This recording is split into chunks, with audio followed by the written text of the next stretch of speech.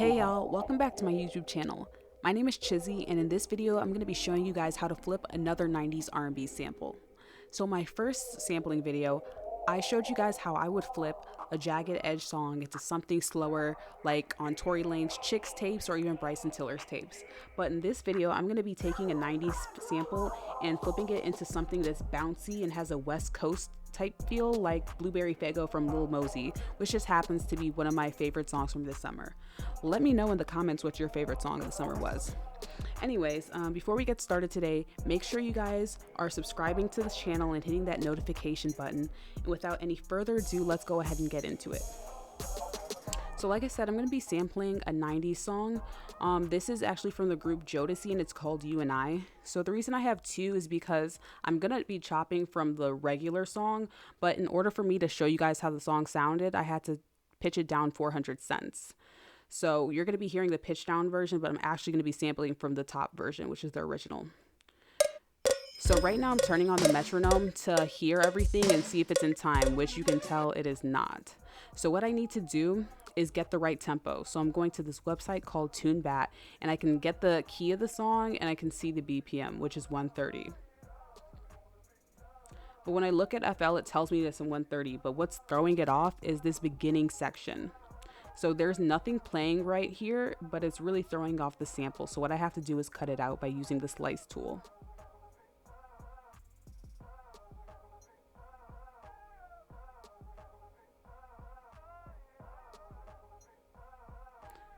All right, so once I sliced it, I'm gonna go ahead and drag it to the beginning and turn on the metronome. And as you can hear, it is in time, like almost perfectly in time. So now I need to actually find the part of the song that I want to sample. So I've listened to this song quite a few times, and I know I want to sample the second chorus. Make sure when you're sampling, you turn off the metronome.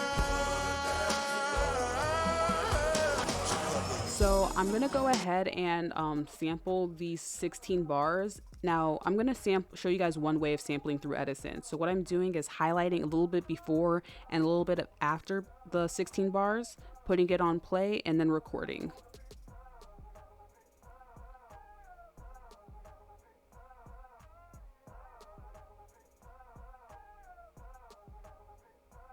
All right, so now that it's recorded, I'm just going to delete the part where the second song jump starts because it's not necessary.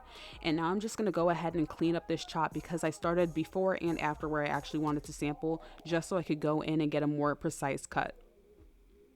So I'm just highlighting where I wanted to start, and then I'm going to drag it all the way to the end to where I wanted to end. As you can see, I'm going to get it right before that next big downbeat. And I'm going to show you how it sounds, just the end part, because it's a long loop. So as you can see, it loops almost seamlessly back into this beginning. It could be better, but like it's good enough for me right now. So now that I have it, I'm just going to rename it, and I'm going to check and see if it's actually 16 bars, which is a little bit more than, so I just went back and used the stretch to make it 16 bars exactly. So now I'm going to look for another part of the song that I want to sample. And I'm actually going to sample this one a different way just to show you guys different options that you have. So I want to take this 16 bar part. This is like the verse, and it flows seamlessly into the chorus, which is perfect. So I'm going to use the slicing tool instead of using Edison. This is just easier sometimes if you don't want to like listen to the whole song while it's recording in Edison. It's faster, so I use it sometimes and I use Edison sometimes. It really just depends how clean I want my chops to be. And make sure you save it as make a unique sample. And I'm gonna just get this sample real quick. I'm only gonna get this one, and I'm gonna be done chopping up all my samples at this point. So now that I have the 3 samples, it's time to manipulate it. Now this is the most important part for like making a West Coast beat. You have to make sure that the mode of the chop is on resample, and what you're gonna do is that you're gonna move the time knob to cut it in half. So it's at 16 bars and now it's at 8 bars. And this is what it sounds like. So it kind of has like a chipmunk effect, but this is a little bit too fast. So what I'm going to do is lower the tempo to 104. So this is better. It's fast enough that it's still like chipmunk, but it's not like super fast like how it was before. So now I'm just going to go ahead and follow that process for the other two samples.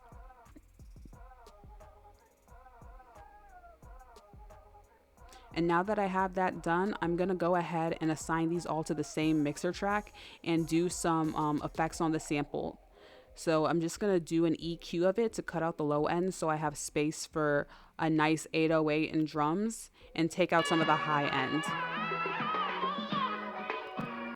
And the most important part when you're doing this is you need to have a Fruity Love filter because you need to make it kind of sound like an underwater effect by lowering the cut. And if you lower it more, it sounds more underwater. It's really up to your preference what you wanted to do it. So I just kept it at 35%. So now that's really much it in terms of what I wanted to sample and manipulate with the chorus. So now I'm just going to go ahead and get into the drums. And I'm going to start off with a clap. So usually I put my claps on the 3 for most of my music, but that does not sound right with this sample. So I'm going to put it on the 2 and 4 and it's going to make it bouncy.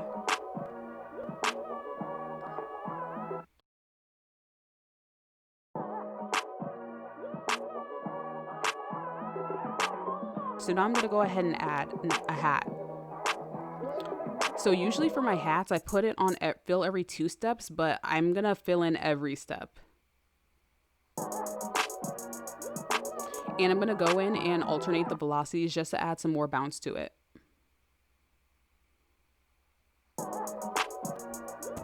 So I don't know if you guys feel it, but I'm feeling the West Coast vibe coming around. So now I'm going to go ahead and add a snare. Now I'm going to put it on the and the E. And I'm going to do a little bit something different on this part right here. I'm going to add a roll. So I'm going in, putting it on 3rd step and using that paintbrush to add a roll on the and. And I'm doing just a little bit of velocity manipulation. So it just adds a little bit more sauce to your snares because my hi-hats are pretty plain.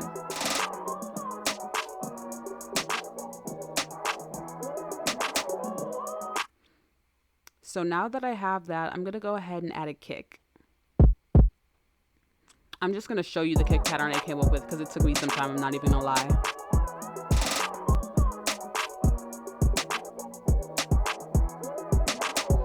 So now that we have all of our drums, we really need to add an 808. So I'm going into this kit that I'm actually going to do another video on and looking for a good 808 that's like this.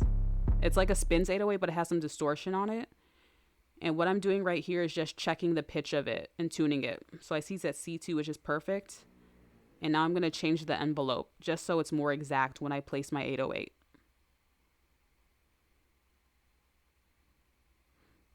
So now I'm just listening to the song and filling in steps that I think sound good because we know the song is in C minor, but because we manipulated it, that's no longer valid.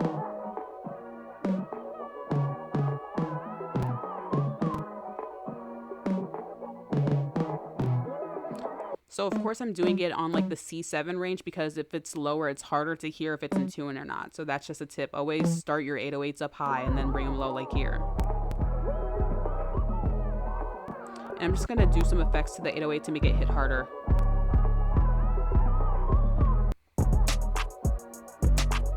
And honestly, like this is sounding good.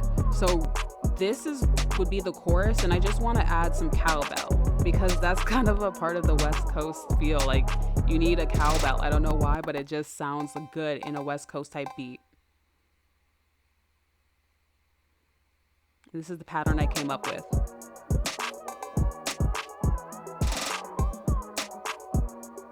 I'm gonna go ahead and add an open hat and just copy the cowbell pattern and then take away some parts. And honestly, this is it for the chorus. Like this is the bouncy beat. So now I'm just gonna work on the verse a little bit because I'm gonna be using mostly the same drums, but I know the 808 is gonna sound a little bit different.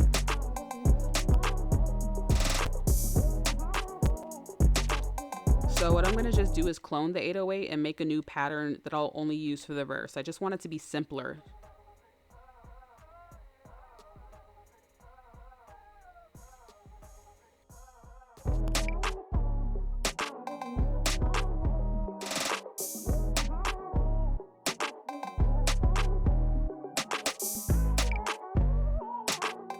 So it's basically following the bass of the actual sample.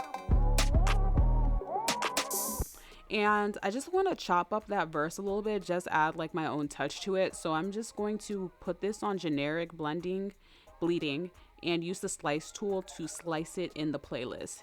Now this can be done in Fruity Slicer or Slice X, but since it's such large sections, I just wanted to do it in the playlist. You know, it's good practice and stuff like that.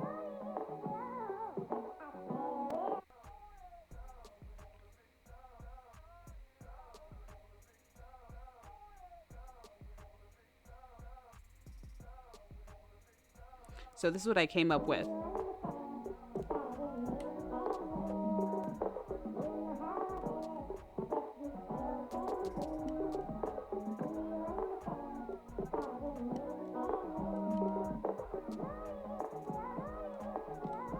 So I basically added like a stutter at the end. And what I'm going to do to accent it is I'm going to find a crash and just like layer it with the stuttering. So it just accents it some more.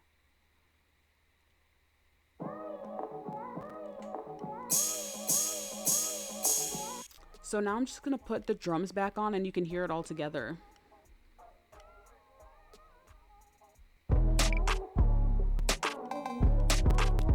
Y'all already know what's going on. I do have this stank bass on because it sounds good to me.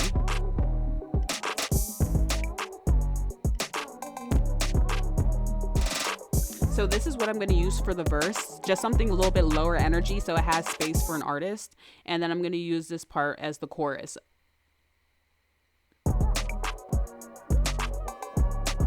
So it has more energy, but it also leaves space for an artist to make their own chorus on top.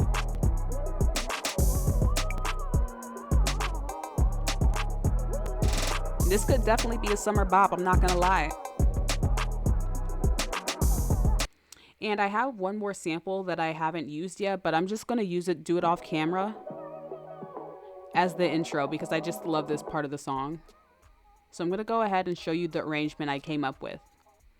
So as you can see, I did use that little short part as the intro, 8 bars of an intro. Then I did 16 bars of the chorus to begin with. Then I did the verse. And for the verse, I used the 808 on half of it. I didn't use it for the whole thing. And then I did another 16 bar of the chorus. And then I used something else for the outro that was also the outro of the actual song. These are just automation clips. If you guys want me to go more into detail on automation clips, I can definitely do that. Just let me know below in the comments. And yeah, that's pretty much it on how you would make a West Coast Lil Mosey Blueberry Faygo type beat. I hope you guys really enjoyed this video. I'm going to be putting out more content soon, so make sure you guys are subscribing and liking the video. If you have any suggestions, of course, put it in the comments. So I hope you guys have a nice weekend. I'm going to go ahead and play the beat.